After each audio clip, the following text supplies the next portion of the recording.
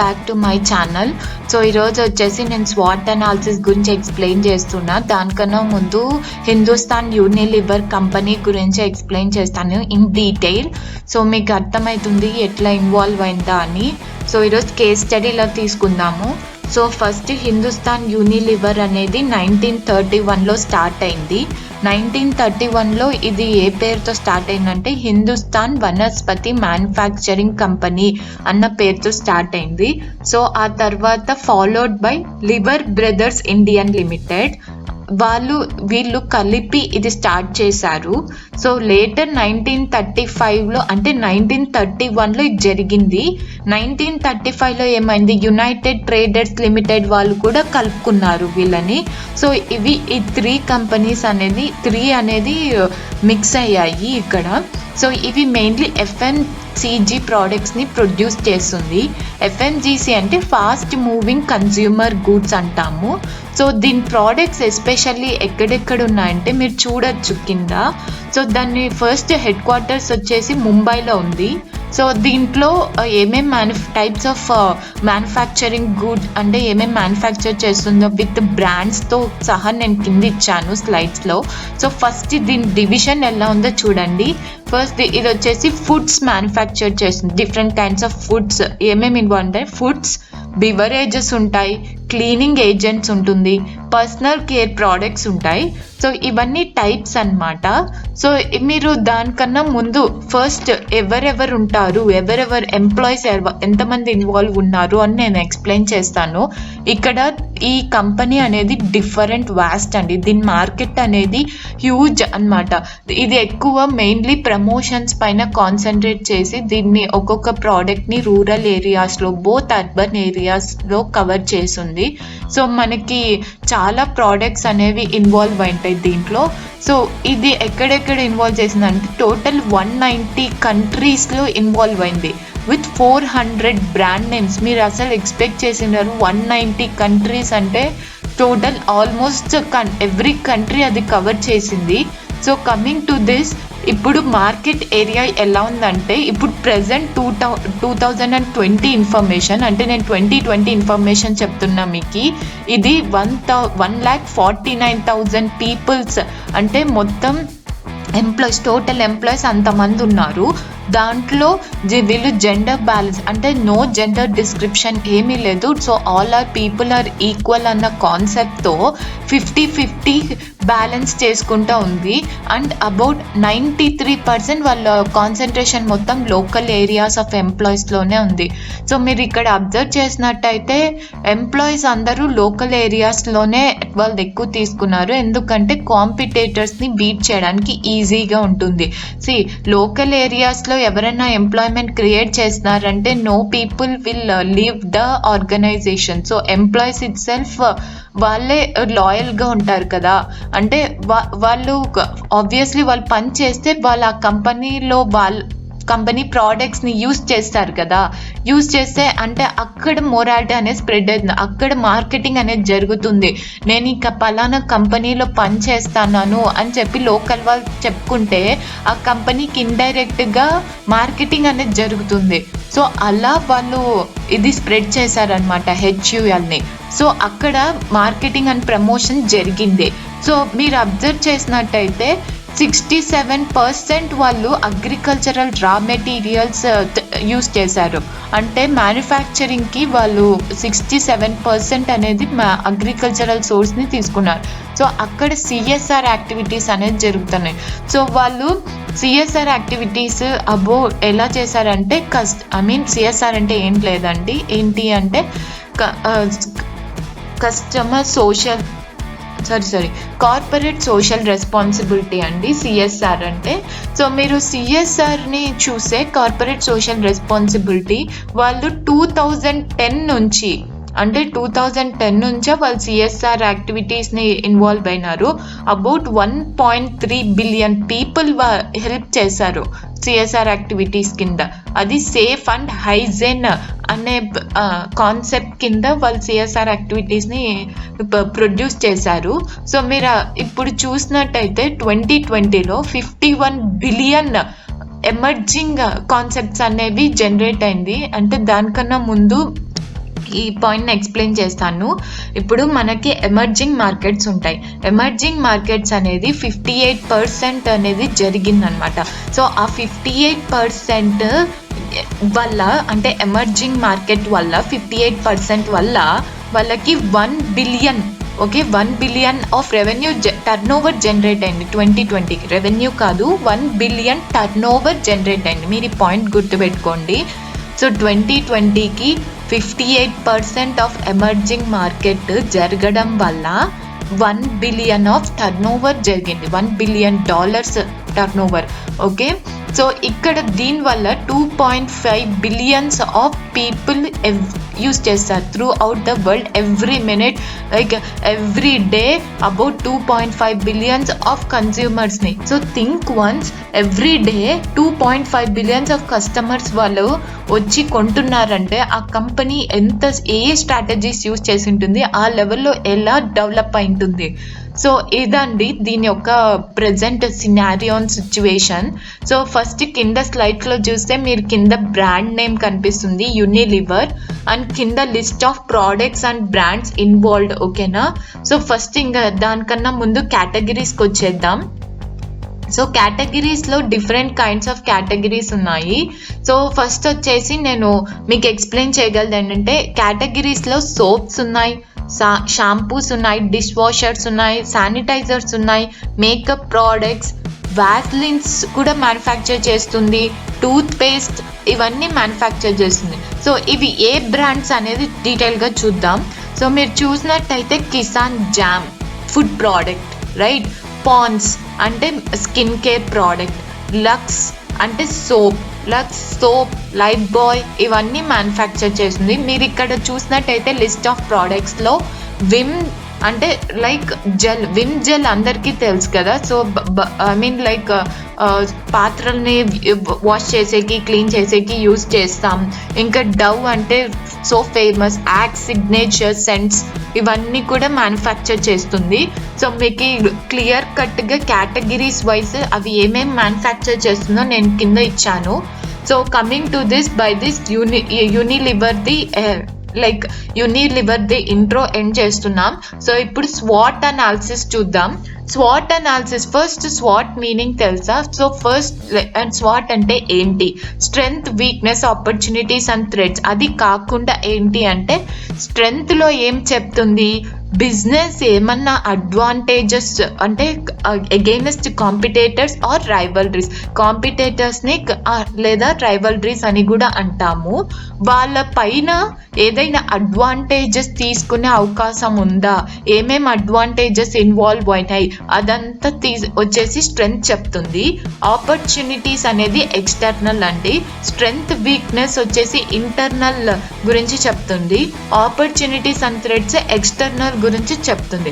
ఇప్పుడు వీక్నెస్ ఏంటంటే, మీ యొక్క డిసడ్వాంటేజ్ అది కాంపిటేటర్స్కి యూజ్ఫుల్ అవుతుందా లేదా, ఏ లెవెల్లో ఆ కాంపిటేటర్స్ అనేది అడ్వాంటేజ్ తీసుకుంటారు మీ యొక్క వీక్నెస్, దాన్ని వీక్నెస్ అంటారు.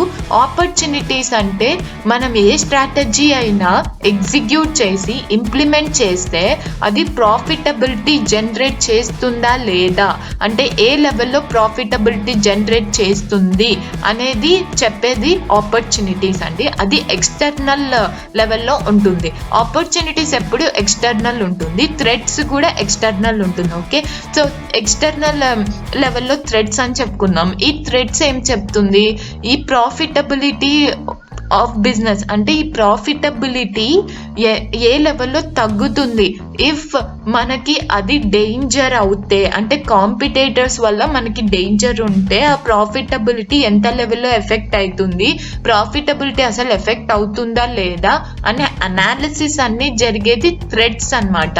ఈ థ్రెట్స్ అనేవి ఎలా ఇన్వాల్వ్ అవుతాయి, ఈ స్వాట్ అనాలిసిస్ ఎట్లా ఇన్వాల్వ్ అవుతుంది అమూల్లో అనేది ఇప్పుడు చూద్దాం. సో ఇప్పుడు మీరు ఇక్కడ స్వాట్ అనాలిసిస్ చూసినట్టయితే ఈ కంపెనీలో లైక్ ఫస్ట్ ప్రెసెంట్ హెచ్యుఎల్లో మీరు కింద ఇక్కడ చూస్తారు స్వాట్ అనాలిసిస్ అని స్ట్రెంగ్త్ అండ్ వీక్నెస్ నేను నీట్గా డిస్క్రైబ్ చేశాను. సో ఫస్ట్ హెచ్యుఎల్లో ఏంటంటే అది మా పోర్ట్ఫోలియో అనమాట. అంటే అది డిఫరెంట్ వాస్ట్ ప్రోడక్ట్స్ని లైక్ డిఫరెంట్ ప్రోడక్ట్స్లో ఇన్వెస్ట్ చేసింది, డిఫరెంట్ కైండ్స్ ఆఫ్ మ్యానుఫ్యాక్చర్ చేస్తుంది, కైండ్ ఆఫ్ ప్రోడక్ట్స్ని మ్యానుఫ్యాక్చర్ చేస్తుంది, రైట్? మీరు అబ్జర్వ్ చేసినట్టయితే పైన డిఫరెంట్ కైండ్స్ ఆఫ్ ప్రోడక్ట్స్ ఉన్నాయి. సో అది అక్కడ ప్రైస్ అనేది క్వాంటిటీ క్వాలిటీ కానీ మెయింటైన్ చేసుకుంటూ వచ్చింది. సో వాళ్ళ యొక్క క్వాంటిటీ ప్రొవైడ్ చేయడం కానీ వాళ్ళ యొక్క ఫాస్ట్ మూవింగ్ ప్రోడక్ట్స్ వల్ల వాళ్ళు గెయిన్ అవుతున్నారు, దేంట్లో మార్కెట్ అక్వైర్ చేయడంలో గెయిన్ అవుతున్నారు. ఇంకొకటి R&D కంపెనీ అనేది కంపెనీలో R&D అనేది చాలా మేజర్ రోల్ ప్లే చేస్తుంది. ఎందుకంటే డిఫరెంట్ కైండ్స్ ఆఫ్ ప్రోడక్ట్స్ అనేది అది మ్యానుఫ్యాక్చర్ చేస్తున్నారు. అది మ్యానుఫ్యాక్చర్ చెయ్యాలి అంటే మీకు R&D అనేది ప్రస్తుతానికి వర్కౌట్ అవ్వాలి. సో అది పర్సంటేజ్ ఆఫ్ ఇన్వాల్వ్మెంట్ ఎక్కువ ఉంది. ఇంకొకటి ఏంటంటే వాళ్ళు డిస్ట్రిబ్యూషన్ అనేది బాగా డిస్ట్రిబ్యూట్ చేస్తున్నారు. బోత్ రూరల్కి అర్బన్కి అవైలబుల్ అయ్యేలాగా డిస్ట్రిబ్యూట్ చేసి, అంతేకాకుండా లోకల్లో ఉండే ఎంప్లాయీస్ని తీసుకుంటున్నారు వాళ్ళకి ప్రమోట్ చేయడం కోసం. ప్లస్ వాళ్ళ యొక్క బ్రాండ్ని డెవలప్ చేసుకోవడం కోసం. సో ఇప్పుడు డవ్ అని వాడని వాళ్ళు ఎవరూ లేరు, రైట్? లైఫ్ బాయ్ శానిటైజర్ మరి వచ్చింది. ఇలా ఎన్లార్జింగ్గా వాళ్ళు ప్రోడక్ట్స్ని ప్రొడ్యూస్ చేస్తున్నారు. ఆ ప్రొడ్యూస్ చేసే ప్రోడక్ట్స్ అన్నీ కన్జ్యూమర్స్కి యూజ్ అవుతున్నాయి. సో ఇలా కన్జ్యూమర్స్ని దృష్టి పెట్టుకొని వాళ్ళకి ఎప్పుడప్పుడు ఇది మ్యానుఫ్యాక్చర్ చేస్తూనే ఉన్నారనమాట ప్రోడక్ట్స్ని. సో అది ఒక స్ట్రెంగ్త్ వాళ్ళకి. అండ్ ఇన్నోవేటివ్గా వాళ్ళు డెవలప్ చేస్తున్నారు. సో అక్కడ ఏమైంది, ఫస్ట్ థింగ్ వచ్చేసి ఇన్నోవేషన్, ఇంకొకటి వచ్చేసి క్వాలిటీ, వెరైటీ ఆఫ్ ప్రోడక్ట్స్ని వాళ్ళు మ్యానుఫ్యాక్చర్ చేస్తున్నారు. సో వెరైటీ ఆఫ్ ప్రోడక్ట్స్ అనేది ఒక స్ట్రెంగ్త్. ప్రైస్ అంటారా, క్వాంటిటీని బట్టి ప్రైస్ వేరియేషన్ అనేది చేంజ్ అవుతూనే ఉంది. సో ప్రైస్ వేరియేషన్ మీరు అక్కడ అబ్జర్వ్ చేయొచ్చు. ఇంకొకటి ఏంటి, వాళ్ళ యొక్క నెట్వర్క్ ఎలా ఉంది, both rural and urban areas. So fifth point ఏంటి, బోత్ రూరల్ అండ్ అర్బన్ ఏరియాస్లో వాళ్ళ యొక్క డైవర్సిటీ అండ్ నెట్వర్క్స్ మెయింటైన్ చేస్తున్నారు కాబట్టి సో వాళ్ళ యొక్క మార్కెట్ ఏరియా అనేది ఎక్సలెంట్గా ఉంది. సో అక్కడ అనేది అదొక స్ట్రెంగ్త్. మీరు అబ్జర్వ్ చేసినట్టయితే వీక్నెస్ ఏంటంటే ఇక్కడ ఐటీసీ ప్రోడక్ట్స్ అనేది మేజర్ కాంపిటేటర్స్ అనమాట, especially for HUL. Even ITC ఒకటే కాదు, ఎంఎన్సి ప్రోడక్ట్స్ కూడా, అంటే ఎంఎన్సి కంపెనీస్ కూడా దాని యొక్క కాంపిటేటర్స్ అనమాట. వాళ్ళు ఏం చేస్తారంటే హై అడ్వర్టైజింగ్ కాస్ట్ అనేది ఎక్కువ ఖర్చు పెట్టి మరీ అడ్వర్టైజ్మెంట్ ఇస్తున్నారు. సో చేంజింగ్ కన్జంప్షన్ ప్యాటర్న్ కూడా అవుతుంది. మీరు కింద స్లైడ్లో చూసినట్టయితే వీక్నెస్లో చేంజింగ్ కన్జంప్షన్ ప్యాటర్న్ ఉంటుంది. ఇది మెయిన్లీ ఎవరిపైన డిపెండ్ అవుతుంది అంటే కన్జ్యూమర్ పైన డిపెండ్ అవుతుంది. సో మీరు ఇప్పుడు కన్జ్యూమర్ అనేది ఇప్పుడు టేస్ట్ నచ్చలేదు, నాకు చేంజ్ కావాలని ఉంది అనుకోండి. సో అతను షిఫ్ట్ అయిపోతాడు వేరే కంపెనీకి. ఆ కన్జంప్షన్ ప్యాటర్న్ కానీ వాళ్ళు ఏమన్నా కొత్తగా ఇన్నోవేటివ్గా పెంచుకోవాలనుకున్నాడు అనుకోండి, అంటే కస్టమర్కి ఏమన్నా ఇన్నోవేటివ్గా కొంచెం మంచి టేస్ట్ కావాలనుకోండి, సో అతను ఈజీగా షిఫ్ట్ అయిపోతాడు. కొంతమంది లాయల్ కస్టమర్స్ ఉంటారు, కానీ కొంతమంది షిఫ్ట్ అవ్వాలి, కొంచెం న్యూగా ట్రై చేయాలి అనుకుంటారు. సో అక్కడ వాళ్ళ ఒక వీక్నెస్ బయటపడిపోతాం, అదొక వీక్నెస్ అనమాట. ఇంకొకటి కొంత కంపెనీస్ అయితే కొన్ని క్రోర్స్ ఖర్చు పెడతాయి అడ్వర్టైజింగ్కి. సో అడ్వర్టైజింగ్ కాస్ట్ అనేది అది మేజర్ బర్డెన్ కదా. ఆ అడ్వర్టైజింగ్ కాస్ట్ పెరిగిపోతే ఇక్కడ ప్రైస్ అనేది దెబ్బతింటుంది. సో అదంతా వీక్నెస్ అనమాట. ఇవన్నీ ఇంటర్నల్గా హ్యాండిల్ చేయొచ్చు మీరు. సో ఎక్స్టర్నల్గా ఏవేవి ఉన్నాయి, ఆ ఎక్స్టర్నల్ గురించి చెప్పేది థ్రెట్స్ అండ్ ఆపర్చునిటీస్ గురించి ఇప్పుడు మాట్లాడదాం. సో నేను ఇంతవరకు మీకు ఏమేమి చెప్పాను, స్ట్రెంగ్త్ అండ్ వీక్నెస్ గురించి చెప్పాను. ఇప్పుడు ఫస్ట్ థ్రెడ్స్ గురించి చెప్దాం. థ్రెడ్స్లో ఏమేమి ఉందంటే మనకి ఆల్రెడీ తెలుసు 63% ఏ దానిపైన డిపెండ్ అయింది, 63 to 67% అగ్రికల్చరల్ రిసోర్స్ పైన ఈ హెచ్యుఎల్ అనేది డిపెండ్ అవుతుంది అనమాట. సో ఈ హెచ్యుఎల్ ఈ అగ్రికల్చర్ మాన్సూన్స్ బట్టి వేరియేషన్ అవుతుంది. కొన్నిసార్లు పంట రాదు. సో ఆ టైంలో అది థ్రెట్ అనమాట. ఎందుకంటే అది మ్యానుఫ్యాక్చరింగ్ అనేది ఎఫెక్ట్ అవుతుంది కదా దాంట్లో. సో అది అక్కడ ఒక వన్ థ్రెట్. ఇంకొకటి ఏంటంటే కన్జ్యూమర్ ఒక ఇన్కమ్ పైన డిపెండ్ అవుతుంది గూడ్స్ని బై చేయడం కోసం, రైట్? గూడ్స్ని బై చేయాలంటే ఎవరి దగ్గర డబ్బులు ఉండాలి? కన్జ్యూమర్ దగ్గర డబ్బులు ఉండాలి. ఆ డబ్బులు ఎలా వస్తాయి? ఇన్కమ్ ద్వారా వస్తుంది. ఆ ఇన్కమ్ కన్జ్యూమర్ పైన డిపెండ్ అవుతుంది. ఆ ఇన్కమే తగ్గిపోతే ప్రోడక్ట్స్ని ఎలా బై చేస్తారు? సో అక్కడ ప్రైస్ వేరియేషన్ అనేది జరుగుతుంది. సో ఫస్ట్ ఈజ్ ఏంటి? Agriculture monsoons variations. So second point ఏంటి? అక్కడ ఇన్కమ్ అనేది వేరీ అయిపోతుంది. సో అక్కడ ప్రైస్ అనేది ఫాల్ అవుతుంది అనమాట. సో ఒక రకంగా ఇన్ఫ్లేషన్ రేట్ అనేది బెస్ట్ ఎగ్జాంపుల్. ఇన్ఫ్లేషన్ రేట్ అనేది ఒక పెద్ద థ్రెట్ కంపెనీకి. సో మీరు ఇంకా అబ్జర్వ్ చేస్తే లోకల్ ఏరియాస్లో లోకల్ కస్టమర్స్ ఉంటారు. అంటే లోకల్ కస్టమర్స్ చాలా ప్రిఫర్ చేస్తారు లోకల్ కంపెనీస్కి. సో అక్కడ అనేది లోకల్ కంపెనీస్ అనేవి స్టిఫ్ కాంపిటీషన్ ఇస్తుంది వీళ్ళకి. ఎంఎన్సి కంపెనీస్ అని ముందే చెప్పాను నేను. ఎంఎన్సి కంపెనీస్ అనేవి కూడా స్టిఫ్ కాంపిటీషన్ అనేది ఇస్తుంది. సో ఇది బెస్ట్ థ్రెడ్స్ అనమాట. సో మనం ఇప్పుడు ఆపర్చునిటీస్ చూద్దాం. సో ఆపర్చునిటీస్ కింద వస్తే నేను 3 వేరియేషన్స్లో డివైడ్ చేశాను. మీరు ఇక్కడ అబ్జర్వ్ చేస్తే growing opportunities in rural areas అని కనిపిస్తుంది. సో ఇక్కడ వచ్చేసి చేంజ్ అంటే వాళ్ళు రూరల్ ఏరియాస్ యొక్క ఇన్కమ్ని డెవలప్ చేయొచ్చు. అది ఎలా అంటే నేను చెప్పాను లోకల్ ఏరియాస్లో 67 to 68% ఆఫ్ లైక్ 68% to 67% ఆ రేంజ్లో వాళ్ళు ఇన్కమ్ అంటే ప్రొవైడ్ చేస్తున్నారు. ఎలా అంటే ఎంప్లాయ్మెంట్ జనరేట్ చేసి. సో అక్కడ వాళ్ళు ఇన్కమ్ సోర్స్ అనేది జనరేట్ చేసి మార్కెటింగ్ చేయొచ్చు. అంటే ఈ కంపెనీలో మేము వర్క్ చేస్తున్నాము అని ఒకరికొకరు చెప్తే వాళ్ళ యొక్క ప్రోడక్ట్స్ ఇక్కడే ఉన్నాయి అని తెలిస్తే సో అందరికీ స్ప్రెడ్ అవుతుంది. సో అలా లోకల్ ఏరియాలో ఉండే పీపుల్ ఆ కంపెనీ యొక్క ప్రోడక్ట్స్ని కొంటారు. సో తర్వాత ఏంటి? వాళ్ళ యొక్క ఫస్ట్ ఇక్కడ మీరు చూస్తే ఎంఎస్పి అని కనిపిస్తుంది. అంటే మినిమం సపోర్ట్ ప్రైస్ అని ఉంటుంది. అంటే కంపెనీ అనేది మినిమం ప్రైస్ అనేది కొంచెం ఫిక్స్ చేస్తుంది అనమాట. అది ఎలా ఉంటుందంటే కన్జ్యూమర్స్ బయబుల్గా ఉంటుంది. నేను చెప్పాను ప్రీవియస్లోనే ప్రైస్ అనేది ఇన్ఫ్లేషన్ రేట్ బట్టి అది ఫిక్స్ అవుతూ ఉంటుంది అని. సో ఈ హెచ్యుఎల్ అనేది ప్రైస్ అడ్జస్ట్మెంట్స్ చాలా బాగున్నాయి. సో ఆ కంపెనీ అనేది అది ఒక ఆపర్చునిటీ వస్తుంది. అండ్ ఫ్యూచర్ మార్కెట్ అంటే మార్కెట్ యొక్క ఫ్యూచర్ని బట్టి కూడా అది డిసైడ్ చేస్తుంది అనమాట. ఎలా ఫ్లక్చువేట్ చేయొచ్చు, ఎలా చేంజ్ చేయొచ్చు, ఎలా మేనేజ్ చేయొచ్చు అని. సో మీరు ఇంకొకటి సెకండ్ సెక్టార్ వచ్చేసి కన్జ్యూమర్ సెక్టార్ అనే పాయింట్ మీద తీసుకున్నాం. కన్జ్యూమర్ సెక్టార్ అంటే మీరు మార్కెటింగ్ ఫీల్డ్లో సో మీరు అందరూ వినింటారు డెమోగ్రాఫిక్స్ అంటే ఏంటి అని. డెమోగ్రాఫిక్స్ అంటే వాళ్ళ యొక్క కల్చర్, వాళ్ళ యొక్క లైఫ్ స్టైల్, వాళ్ళ యొక్క బేసిక్ నీడ్స్ని బట్టి ఇది ప్రోడక్ట్స్ని డెవలప్ చేయడం అంటాము. వాళ్ళ యొక్క లివింగ్ ప్లేసెస్ని బట్టి కూడా, ఓకేనా?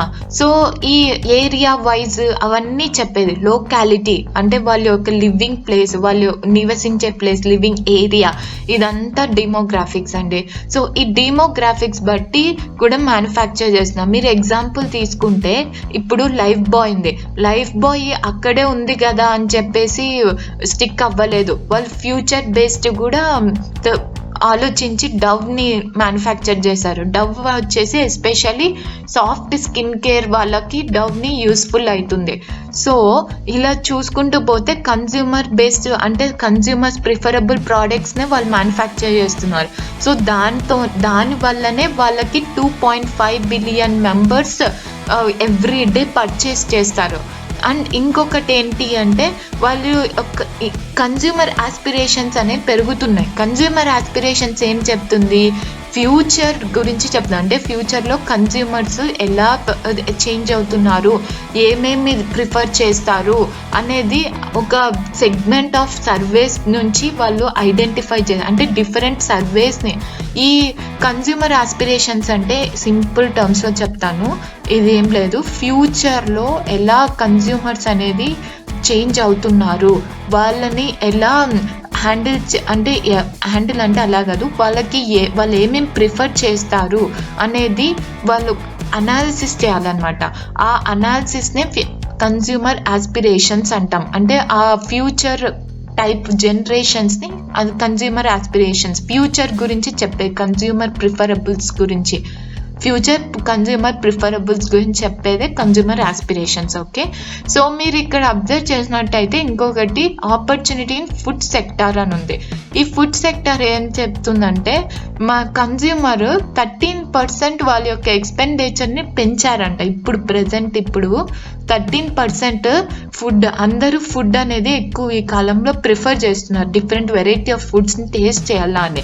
అక్కడ ఫుడ్ సెక్టార్లో ఆపర్చునిటీ పెరుగుతుంది. ఇంకొకటి ఏంటి, ప్యాక్డ్ అంటే వాళ్ళు ఎస్పెషల్లీ కొంచెం నీట్గా డిజైన్డ్గా ప్యాక్డ్ చేసిండేది, well quality and with quantity రెండు ఉండే ఐటమ్స్ని ఎక్కువ ప్రిఫర్ చేస్తున్నారు అని చెప్పి వాళ్ళ యొక్క స్టడీస్లో తేలింది. ఈ స్టడీస్ ఎలా కండక్ట్ చేస్తారు అంటే different kinds of surveys and feedback, consumer feedback, ఇంకా కన్జ్యూమర్ వాళ్ళు ఏమేమి ప్రిఫర్ చేయాలా అనుకుంటున్నారు అని డిఫరెంట్ కైండ్స్ ఆఫ్ టెస్ట్, అంటే డిఫరెంట్ కైండ్స్ ఆఫ్ కన్జ్యూమర్స్ని ఇన్వైట్ చేసి వాళ్ళు ఆ డేటాని కలెక్ట్ చేసుకుంటారనమాట. సో ఇవన్నీ ఆపర్చునిటీస్ కింద వస్తాయి. సో వీళ్ళు వచ్చేసి మెయిన్లీ FMCG కంపెనీస్. సో ఇవి ఎక్కువ FMCG ప్రోడక్ట్స్ని మ్యానుఫ్యాక్చర్ చేస్తుంది. సో ఇంకొకటి ఏంటంటే ఇవి ఎక్కువ డెమోగ్రాఫిక్ బేస్డ్ పైన రన్ అవుతాయి. అండ్ ఇంకొకటి వాళ్ళ యొక్క నెట్వర్క్ పెద్దది, సో అదొక ఆపర్చునిటీ. అండ్ కన్జ్యూమర్స్ ఫుడ్ అనేది పైన ఎక్స్పెండిచర్ ఎక్కువ చేస్తున్నారు కాబట్టి వాళ్ళు ఫుడ్ పైన మ్యానుఫ్యాక్చరింగ్ అనేది పెంచారు, సో అదొకటి. అండ్ మీరు అబ్జర్వ్ చేసినట్టయితే వాళ్ళకి 400 బ్రాండ్స్ ఉన్నాయి. సో దాంట్లో 13 బ్రాండ్ నేమ్స్ హైలీ అనమాట. సో దాంట్లో 4% వచ్చేసి ఫుడ్ బేస్డ్ ప్రోడక్ట్స్. ఎందుకు అంటే కన్జ్యూమర్ అనేది 13% పెంచాడు అండ్ ఫుడ్ బేస్డ్ ప్రోడక్ట్స్ పైన. సో అందరికీ బేసిక్ వచ్చేసి ఫుడ్ అనేది సో చాలా ఇంపార్టెంట్. సో దాన్ని ఎవరు వదులుకోరు, రైట్? ఫుడ్ లేకుండా హ్యూమన్స్ లివింగ్ అనేది ఇంపాసిబుల్, హ్యూమన్ అనే బతకలేడు. సో అందుకు ఫుడ్ బేస్డ్ పైన ఇది ఎక్స్పెండిచర్ అనేది ఖర్చు చేస్తారు. ఆబ్వియస్లీ అందరూ ఖర్చు పెడతారు ఫుడ్ పైన. సో అదొక ఆపర్చునిటీ అయిపోయింది ఈ కంపెనీకి అనమాట. ఓకే, సో అక్కడ మీరు అదొక ఆపర్చునిటీ చూడొచ్చు. సో ఇక్కడ వచ్చేసి మీరు ఇంక్రీజ్ ఇన్ MSP అనేది మీరు చూడొచ్చు. మినిమం సపోర్ట్ ప్రైస్ అని ఉంటుంది. మినిమం సపోర్ట్ ప్రైస్ అంటే నేను ఆల్రెడీ చెప్పాను, ప్రైస్ అనేది ఆల్రెడీ రిలేటెడ్ అదంతా అని. సో అంటే వాళ్ళ యొక్క మినిమం ప్రైస్ అనేది ఫిక్స్ చేస్తుంది. ప్రైస్ అనేది ఫ్లక్చువేట్ అవుతుంది ఇన్ఫ్లేషన్ బట్టి. సో ఇంకా చెప్పాలంటే గవర్నమెంట్ ఫోకస్ కూడా ఇన్వాల్వ్ అవుతుంది. గవర్నమెంట్ ఫోకస్ ఎలా ఇన్వాల్వ్ అవుతుంది అంటే అక్కడ ఇన్ఫ్లేషన్ రేట్ అనే ఒక పాయింట్ నేను చెప్పాను. సో ఇన్ఫ్లేషన్ రేట్ అనేది పెరుగుతూ పోతుంటే ఇన్కమ్ అనే స్టాండర్డ్గా ఉంటే ఆ కన్జ్యూమర్ ఎలా కొంటాడు? కొనలేడు. సో అందుకు ఆ గవర్నమెంట్ ఏమన్నా ట్యాక్స్ బెనిఫిట్స్ కానీ లేకపోతే ఎక్స్ట్రా బెనిఫిట్స్ ఇస్తే కంపెనీకి, సో అలాంటప్పుడు ఆ టైంలో ప్రైస్ అనేది తగ్గుతుంది. సో దానివల్ల కన్జ్యూమర్స్ అనేది బెనిఫిట్ అవుతారనమాట ఇది పర్చేస్ చేయడానికి. సో గైస్, దీంతో SWOT అనేది కంప్లీట్ అయింది. సో నేను వచ్చేసి స్ట్రాటజిక్